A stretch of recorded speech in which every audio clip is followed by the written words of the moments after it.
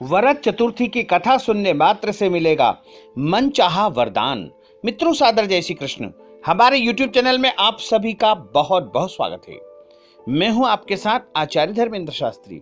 आज हम आपको वरद चतुर्थी की कथा सुनाने जा रहे हैं। हमारे इस वीडियो को आप अंत तक अवश्य देखिएगा और अधिक से अधिक लोगों को शेयर करिएगा।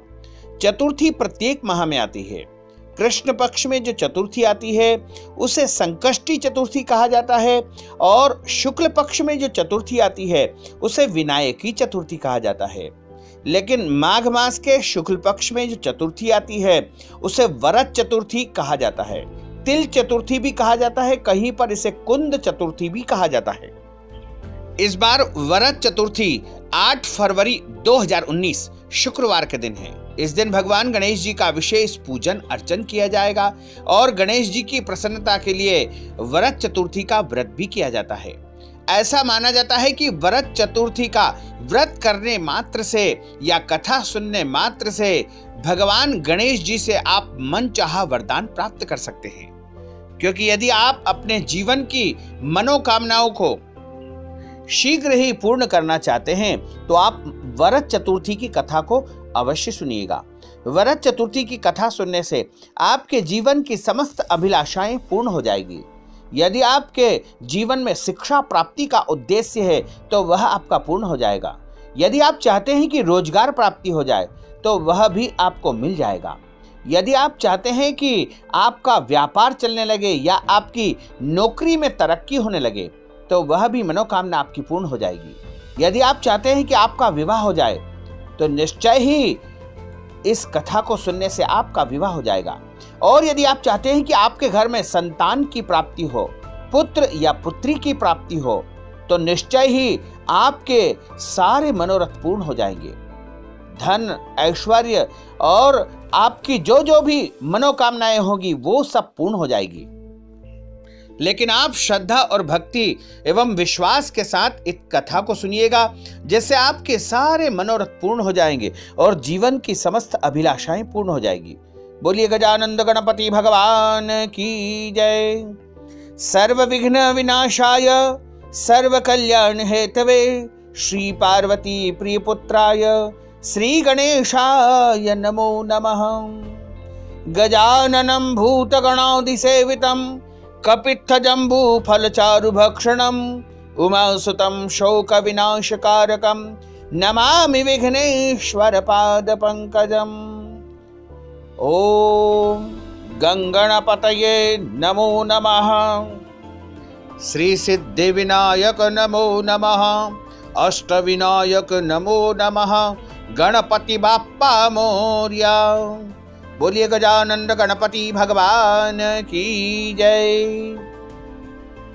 वरद चतुर्थी की पौराणिक कथा के अनुसार एक बार भगवान शिव तथा माता पार्वती नर्मदा नदी के किनारे पर बैठे थे।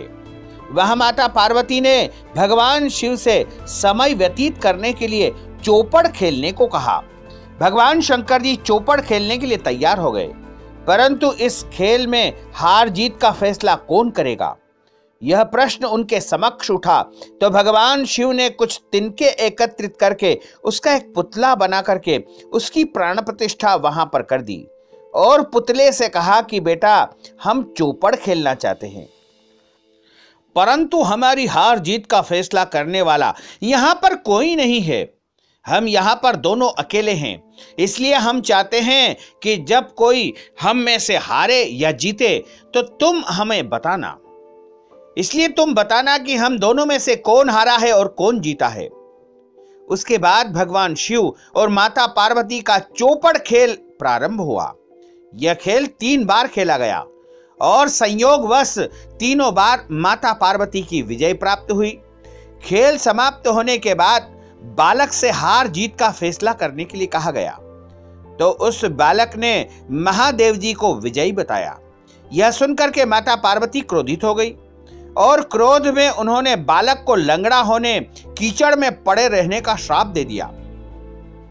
बालक ने माता पार्वती से माफी मांगी और कहा कि यह मुझे जो है अपराध हो चुका है, मेरे द्वारा अज्ञानतावश ऐसा हुआ है।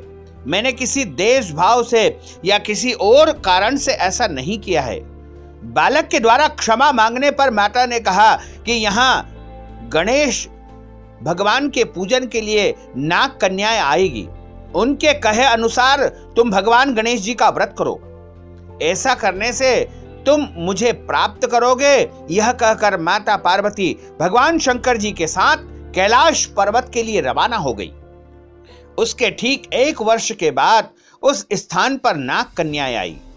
तब नाग कन्याओं से भगवान गणेश जी के व्रत की विधि मालूम करने पर उस बालक ने 21 दिन तक लगातार गणेश जी का व्रत किया और श्रद्धावश पूजन अर्चन व्रत किया और श्रद्धा से गणेश जी प्रसन्न हुए। उन्होंने बालक को मनवांछित फल मांगने के लिए कहा, पर उस बालक ने कहा कि हे प्रभु, हे विनायक, मेरे अपराधों को आप क्षमा कीजिए और मुझ में इतनी शक्ति दे दीजिए कि मैं अपने पैरों से चल करके अपने माता पिता के साथ कैलाश पर्वत पर पहुंच सकूं और वे यह देख करके प्रसन्न हो जाएं और कैलाश पर्वत पर उनके साथ निवास करूं। तब बालक को वरदान देकर के भगवान श्री गणेश जी अंतर्ध्यान हो गए। इसके बाद वह बालक कैलाश पर्वत पर पहुंच गया और कैलाश पर्वत पर पहुंचने की अपनी कथा उसने भगवान शिव जी को सुनाई। चौपड़ वाले दिन से माता पार्वती शिव जी से विमुख हो गई थी, अतः देवी के रुष्ट होने पर भगवान शिव जी भी बालक के बताए अनुसार 21 दिनों तक भगवान गणेश जी का व्रत किया। इस व्रत के प्रभाव से माता पार्वती के मन से भगवान शिव जी के लिए जो नाराजगी थी वह लगभग समाप्त हो गई। तब यह व्रत विधि भगवान शंकर ने माता पार्वती को बताई। यह सुनकर के माता पार्वती के मन में भी अपने पुत्र कार्तिकेय से मिलने की इच्छा जागृत हुई। तब माता पार्वती ने भी 21 दिन तक गणेश जी का व्रत किया तथा दूर्वा, फल, फूल, लड्डुओं, गुड़ आदि से गणेश जी का पूजन अर्चन किया। यह व्रत 21वें दिन पूर्ण हुआ। तब स्वयं कार्तिकेय जी माता पार्वती से आकर के मिलने के लिए चले आए। उसी दिन से भगवान श्री गणेश जी का यह व्रत समस्त मनोकामनाओं को पूर्ण करने वाला माना जाता है। इस व्रत को करने से मनुष्य के सारे कष्ट दूर हो जाते हैं और उन्हें समस्त सुख सुविधाएं प्राप्त होती है और उनके सारे मनोरथ पूर्ण होता है। भगवान गणेश जी की कृपा से उनका जो है मन चाहा विचार या मन की जो भी इच्छाएं होती है वो सब पूर्ण हो जाती है। लेकिन कहा जाता है कि भगवान गणेश जी की पूजा अर्चना में आपको जो है उनके प्रति श्रद्धा और निष्ठा होना आवश्यक होता है। प्रत्येक माह के शुक्ल पक्ष में आने वाली चतुर्थी को विनायकी चतुर्थी कहा गया है और पुराणों के अनुसार शुक्ल पक्ष की चतुर्थी को विनायकी चतुर्थी कहा जाता है।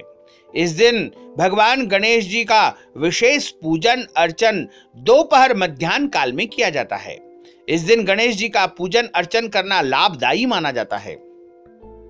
कहा जाता है कि इस दिन धन दौलत आर्थिक संपन्नता के साथ गणेश जी से बुद्धि के लिए भी प्रार्थना की जाती है तथा ब्रह्म मुहूर्त में स्नान करके जो है जल्दी तैयार होना चाहिए और दोपहर पूजन के समय अपने सामर्थ्य के अनुसार सोने, चांदी, तांबे, पीतल अथवा मिट्टी या अन्य किसी धातु से निर्मित गणेश प्रतिमा की स्थापना करें। यदि आपके घर में गणेश जी की मूर्ति है तो उनकी स्थापना करें और भगवान गणेश जी को सबसे पहले जल से स्नान करावे, कच्चे दूध पंचामृत से स्नान करावे। इसके बाद लाल रंग का कलावा नामक धागा जो आता है उसे चढ़ावे, जनेऊ जोड़ा चढ़ाए जो कि सफेद धागे से निर्मित होती है। उसके बाद उनको चंदन कुमकुम का तिलक लगाए, पुष्प चढ़ाए और उसके पश्चात अबीर, गुलाल, हल्दी, मेहंदी, सिंदूर आदि वस्तुएं चढ़ा करके उनको दूर्वा चढ़ाए। दूर्वा एक प्रकार की घास होती है। ऐसा कहा जाता है कि गणेश जी को जो कोई भी भक्त श्रद्धा भक्ति के साथ वरद चतुर्थी के दिन दूर्वा का समर्पण करता है उसके जीवन में कभी भी किसी चीज की कमी नहीं होती है। दूर्वा चढ़ाने से गरीबी समाप्त होती है, दूर्वा चढ़ाने से वंश की वृद्धि होती है। इसलिए गणेश जी को दूर्वा प्रत्येक दिन चढ़ाना चाहिए, लेकिन चतुर्थी के दिन आवश्यक रूप से दूर्वा जरूर चढ़ाना चाहिए।